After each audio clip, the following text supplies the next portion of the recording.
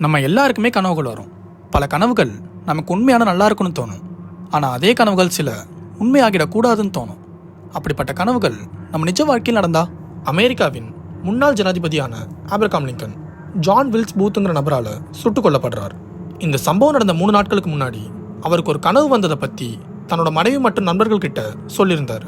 அதில் ஒயிட் ஹவுஸில் அவர் நடந்து போகிறப்ப அங்கே ஒரு ரூமில் சிவப்பெட்டியை பார்த்ததாகவும் ரொம்ப கூட்டமாக இருந்தாங்கன்னு, அங்கே இருந்த ஒரு பாடிகார்ட் கிட்ட யார் இறந்துட்டாங்கன்னு அவர் கேட்டப்ப நம்மளோட ஜனாதிபதியை கொலை செஞ்சுட்டாங்கன்னு பாடிகார்ட் சொல்ல தன்னோட மரணத்தை தானே நேரடியாக பார்த்ததா சொன்னார்.